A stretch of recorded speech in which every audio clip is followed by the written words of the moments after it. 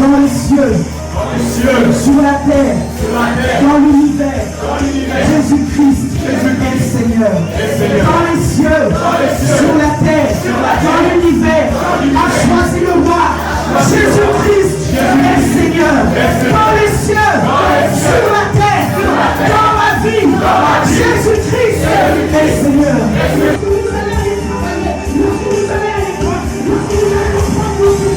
Très rapidement, j'aimerais vous parler des portes d'entrée dans le corps, ou plutôt des organes prophétiques. Amen. Je n'aurai pas matériellement le temps de faire un enseignement, donc je vais m'empêcher de dire certaines choses que je ne saurais pas bien expliquer. Mais j'aimerais attirer votre attention sur votre corps. Vous savez, l'élément le plus spirituel qui est sur vous actuellement, c'est votre corps. Il n'y a rien de plus spirituel que vos bras et que vos jambes et que votre tête.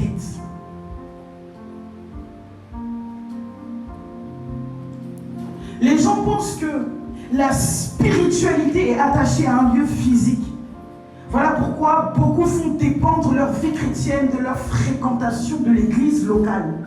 Et s'ils ne partent plus à l'église locale, ils ne sont plus chrétiens, ils ne sont plus spirituels.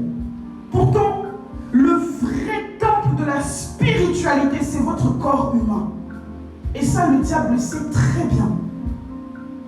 Pourquoi Satan et ses démons viennent posséder vos corps? Pourquoi ils ne possèdent pas vos téléphones ou vos vêtements?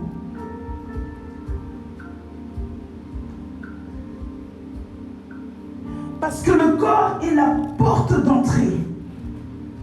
Le corps est la transcendance parfaite entre le monde spirituel et le monde physique. Le simple fait que vous respiriez fait de vous une porte d'accès au monde spirituel. Et voilà pourquoi le diable vous cherche. Et dans votre corps physique, il y a des portes spirituelles évidentes. Et là, je vais prendre une image qui va vous faire prendre conscience de la transcendance. Vous allez excuser les propos que je vais utiliser ici, mais je vais parler français. Nous allons parler de deux portes. La première porte, vous la connaissez, c'est votre bouche. Et c'est un des seuls organes de votre corps qui n'est pas divisé en deux. Parce que si vous voyez avec moi, vous avez deux yeux, vous avez deux narines, vous avez deux bras, vous avez deux jambes, mais vous avez une bouche. C'est une image que je suis en train d'utiliser pour vous expliquer la transcendance entre le monde spirituel et le monde physique. Ce qui sort de votre bouche et ce qui entre dans votre bouche est une porte dans le monde spirituel. Parfois, vous allez essayer de vous consacrer ou de faire des choses nouvelles, mais votre bouche est souillée. Souillée à cause de ce qui est sorti de votre bouche, mais souillée à cause de ce qui est entré dans votre bouche.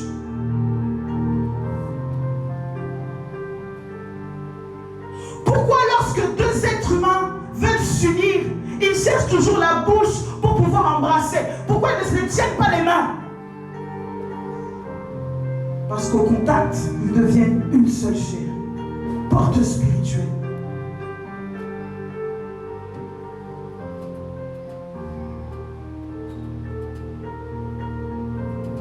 Pourquoi quelqu'un qui te touche l'épaule, ce n'est pas une agression sexuelle, mais quelqu'un qui t'embrasse sans ton consentement, c'est un viol.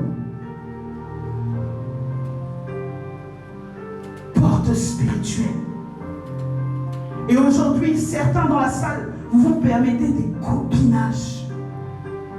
Je ne critique pas le copinage parce que, oh non, Dieu ne veut pas que tu aies un copain. Tu vas te marier un jour, donc tu vas rencontrer quelqu'un. Mais les pratiques qui sont réservées au mariage, toi tu les fais hors mariage. Et tu cohabites avec des esprits.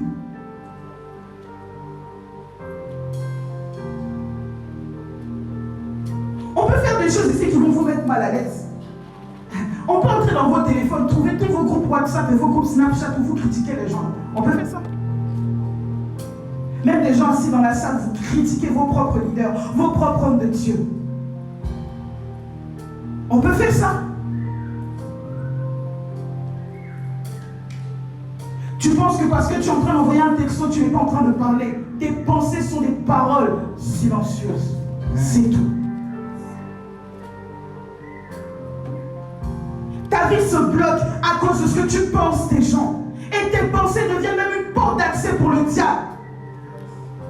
Il sait que tu penses très mal. Donc il va rester à côté de toi. Il va exposer des choses à ta vue pour que tu puisses penser.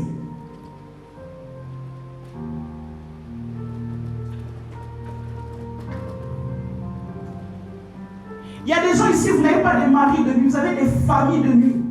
Donc physiquement, vous êtes célibataire dans le monde spirituel, vous avez même déjà les petits-enfants. Je dis des choses.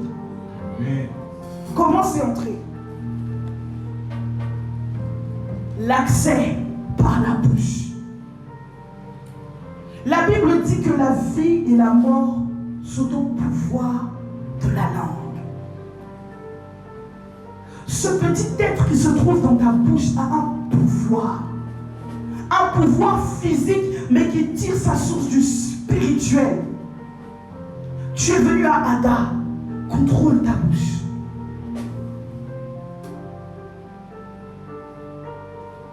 L'homme de Dieu l'a dit, Ananias et Saphira ont juste pensé dribbler les moines. Et à cause de cela, ils sont morts, même étant sous la grâce. Parce que leur pensée a ouvert la porte à la mort. Ça ne marche pas dans tes études, ça ne marche pas dans tes affaires à cause de ce que tu penses.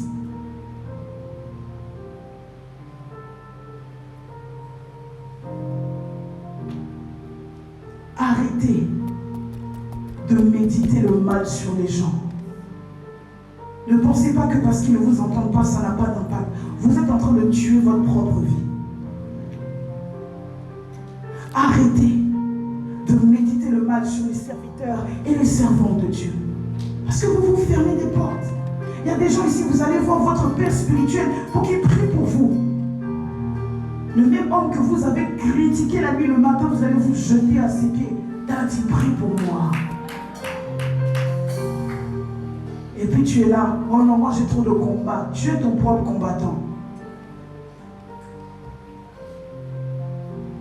Je sais que je suis en train de parler à la jeunesse parisienne et aux personnes qui nous suivent sur les réseaux sociaux. Il faut contrôler absolument la porte de la bouche. Contrôle ta bouche. Contrôle tes pensées. Tout à l'heure, nous allons prier pour que tous ceux qui doivent se repentir se repentent. Et puis si tu es intelligent, quand on sort, il faut prendre discrètement ton téléphone. Tu vas quitter tous les groupes WhatsApp et tous les groupes Snapchat dans lesquels tu es. Tu as supprimé le numéro des personnes avec qui tu te moques, des gens avec qui tu es en train de médire le mal. Tu as supprimé leur numéro en même temps. Yes.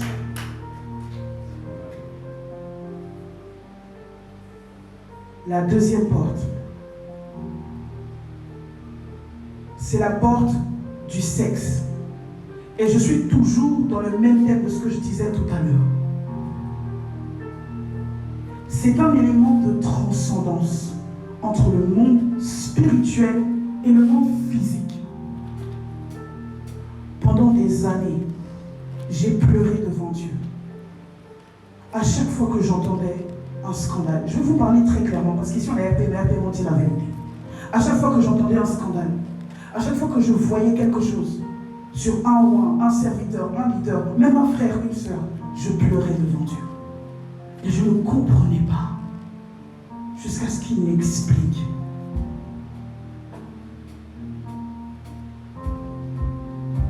Vous savez, ce passage qui dit « Mon peuple périt par manque de connaissance », c'est une des fondations de la vie chrétienne. Quand vous ne savez pas, vous mourrez. Et beaucoup ici pensent que l'immoralité sexuelle se règle par « Ah Seigneur, pardonne-moi, je ne vais plus recommencer. »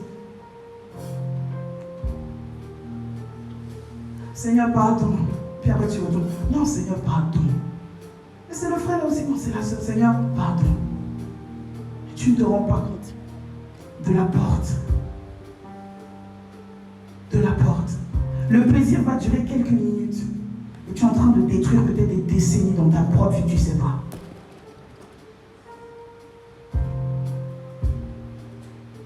Dieu pose un cadre pour la sexualité. C'est le mariage. Et le diable travaille à décrédibiliser le mariage. Le diable travaille à ce que chaque domaine de la sexualité soit décrédibilisé dans notre génération. Parce que c'est une porte par laquelle il entre facilement. On peut prier ici. Il y a beaucoup de rois de Dieu ici. On donne le micro à chacun. Priez. Vous allez voir les gens commencer à sauter. Les sirènes, les serpents. Tout le monde va commencer à se bouger ici. Parce que c'est des choses qui sont assis en vous. Et ça rentre surtout par ces deux portes-là.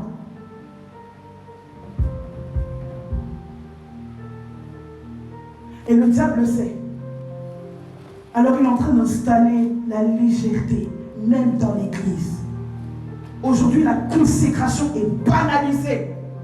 Les gens sortent ensemble dans les églises. Les gens tombent ensemble dans les églises. Et après, ils viennent se jeter. T'as dit, prie pour nous, on est tombés. Et puis, ils font semblant. Ils se consacrent. Pendant 2 semaines, elle ne porte plus de perruque. Elle attache ses cheveux. Elle met de lourdes jupes. Elle pense qu'elle est en train de se sanctifier. Pourtant, la porte est ouverte. D'ailleurs, même je dis quelque chose qui va vous fâcher. Ce n'est pas les sœurs qui mettent des longues jupes qui sont consacrées. Je me permets cette parenthèse pour vous dire d'arrêter de juger vos vêtements. Parfois, tu vois une sœur qui a du mal à se consacrer dans ses vêtements, mais dans sa tête, elle fait des efforts pour quitter son copain, pendant que celle qui met des robes, qui traîne au sol, couche avec son pasteur. Et c'est comme ça que vous êtes en train de vous moquer de Dieu et des chrétiens. La piété dans le vêtement, mais pas dans le cœur. Ça doit d'abord venir du cœur. Aujourd'hui, si tu veux quitter l'immoralité sexuelle, ne va pas d'abord changer ta garde-robe. Change d'abord ton cœur. Elles sont beaucoup dans cette génération à avoir changé le style vestimentaire et à avoir gardé le cœur de l'Égypte. Israël est libre physiquement, mais son âme est restée égyptienne. Même Aaron portait un lourd manteau, un lourd costume de sacrificateur. C'est lui-même qui a fait le veau d'or. Il avait la technique. Il n'avait pas renouvelé sa mentalité. Le peuple est en train de dire, Moïse traîne. Lui-même, il a dit, il faut envoyer un bijou, on a fait veau, vous allez adorer. Pour ceux qui ne lisent pas la Bible, je suis en train de parler du veau d'or. Parce que vous êtes beaucoup ici, vous ne lisez pas la Bible. Oui, je viens de vous piquer. C'est pas grave, ça va aller. C'est un message à double volet. Pour le peuple et pour ceux qui sont appelés au sacerdoce et même ceux qui y sont déjà. Le diable est en train de manger cette génération. Et là, je parle à la francophonie. La piété apparente. Et même, on voit ça sur les réseaux sociaux. On veut avoir des bons feeds, des bonnes images, des bonnes vidéos pour qu'on pense qu'on est un bon serviteur de Dieu. Et la vie derrière est sale. Et l'onction derrière est corrompue.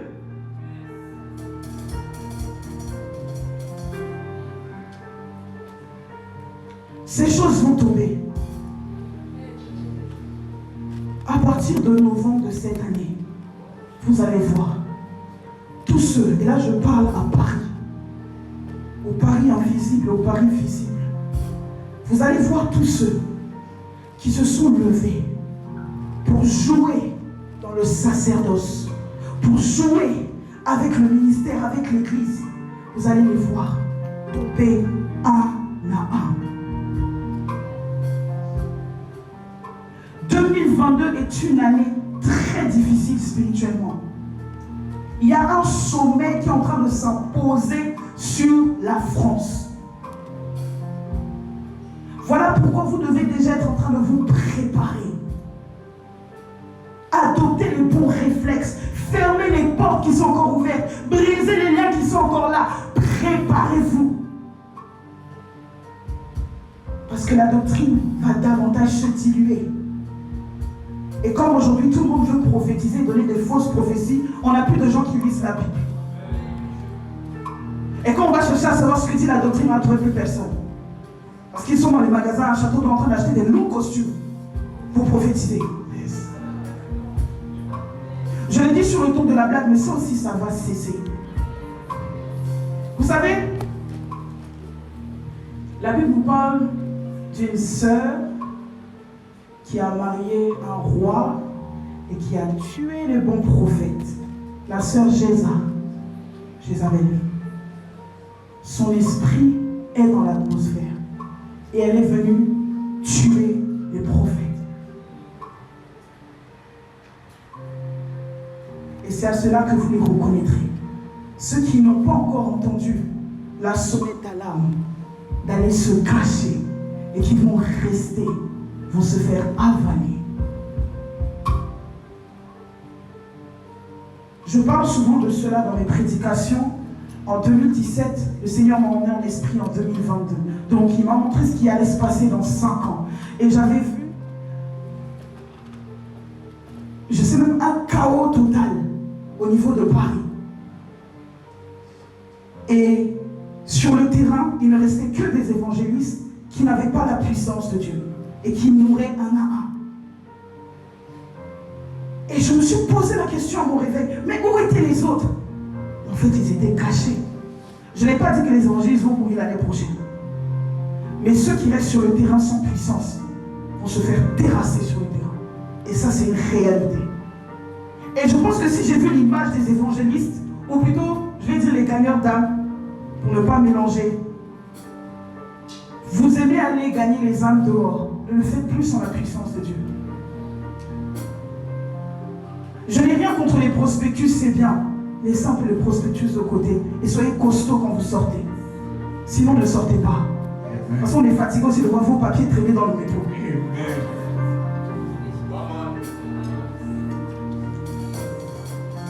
La puissance, Dieu ne la donne pas comme ça. Tu dois payer le prix pour l'avoir.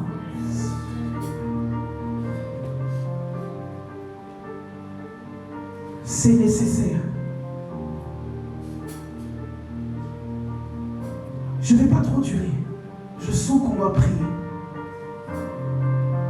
Il y a 2 portes que le diable a déjà infectées dans ta vie. Ta bouche et ton sexe. Je sais qu'en francophonie, vous n'aimez pas qu'on parle français. Vous aimez un peu, vous n'aimez pas qu'on dise les termes. Contrôlez vos bouches et vos sexes.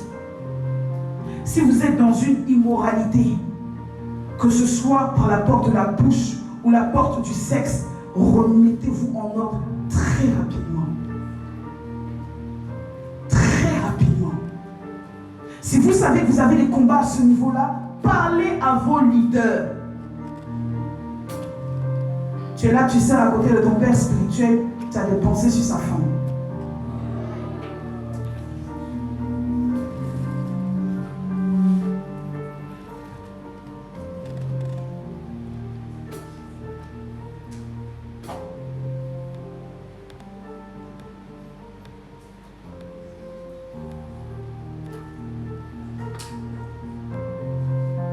Je sais que dans cette salle, je viens de le voir passer devant moi. Et ça va surtout s'attacher à l'homme de Dieu, Lucas, qui est mon grand frère qui est assis ici devant. Dieu va restaurer des ministères pastoraux et doctoraux authentiques. Et un des signes qui va s'attacher à mon grand frère, c'est la stabilité dans les mariages et dans les couples. Amen. Yaya, ton mariage est un signe pour Paris. Amen. Un signe. Je sais que les gens te prennent déjà comme modèle, mais ça va davantage s'accentuer quand vous allez vous marier. Et c'est un signe.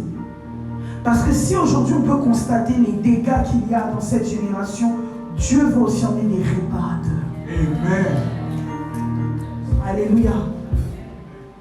Je ne suis pas venu te condamner. Peut-être que tu t'es retrouvé dans ce que j'ai dit. Repens-toi, mais change. Ne joue pas.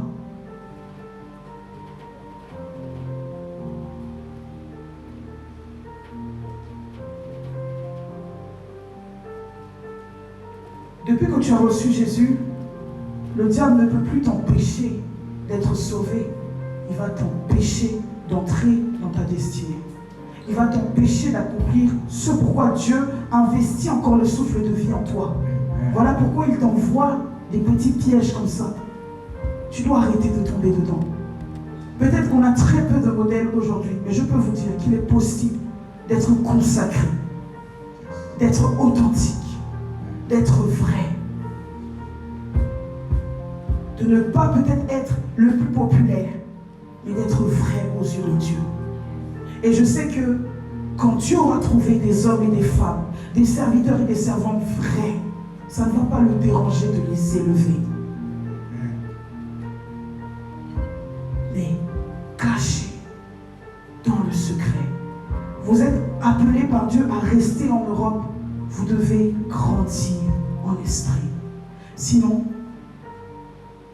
vous allez tomber dans le sommeil sans vous en rendre compte. Vous allez commencer à adorer le veau d'or sans vous en rendre compte. Je peux peut-être clôturer cette parole en vous piquant avec quelque chose. Beaucoup me posent la question, servante de Dieu, est-ce que la musique du monde c'est un péché? Et généralement quand je parle de ça, il y a des gens qui essayent de se rassurer un peu. Bon, est-ce que je peux aller écouter un souk là ou pas?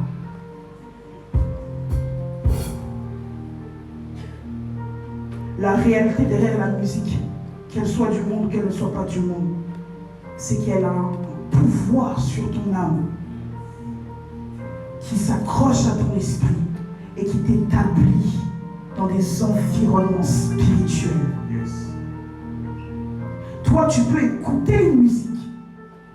Peut-être une musique qui ne dit même pas de gros mots. Et tu n'es pas en train de pécher pour toi. Mais tu es en train de t'installer, de te loger dans un environnement où Dieu ne siège pas. Et tu es en train de livrer ta vie. Quand tu écoutes cette musique, tu te connectes à la personne qui a produit cette musique. Et peut-être que dans ses paroles, il a juste dit « Oh bébé, tu me manques, je t'aime ». Mais pendant qu'il est en train d'écrire les paroles, il fumait son joint et il venait de finir avec sa 4e prostituée. Et c'est cet environnement-là que tu es en train d'installer pour ton esprit. La génération que Dieu est en train de chercher, ce n'est pas la génération des débats. Est-ce que je peux écouter la musique du monde ou pas? C'est la génération de où se situe mon esprit. Et dans quel environnement je suis. Et dans quel environnement je siège. Mais surtout, quel environnement je transporte avec moi. Je le disais tout à l'heure. Ta famille ne viendra peut-être pas à des programmes de réveil. Mais toi, tu es un instrument de réveil dans ta famille. Amen. Travaille sur toi. L'homme de Dieu va prier.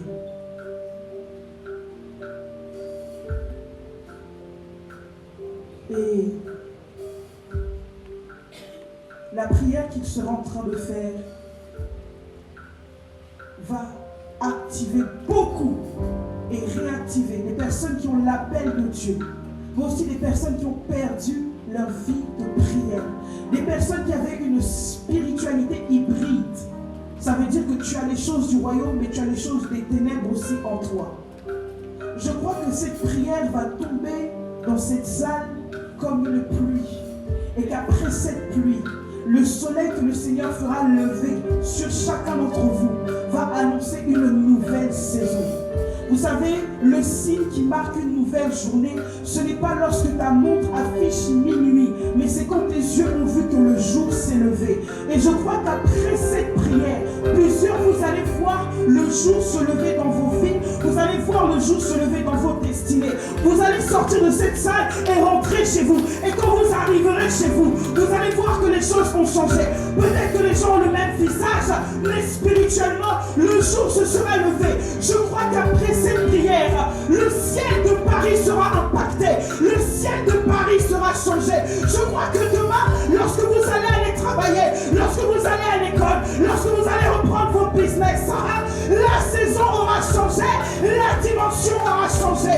Je crois que nous sommes à une réunion de réveil apostolique, mais aussi prophétique, et que tous les actes que nous sommes en train de poser en ce lieu sont en train d'annoncer quelque chose spirituellement. Est-ce que tu peux te lever là où tu es, élever ta voix et commencer à prier? Nous sommes en train de clôturer le mouvement RPL, mais nous sommes en train d'annoncer une nouvelle saison sur l'homme.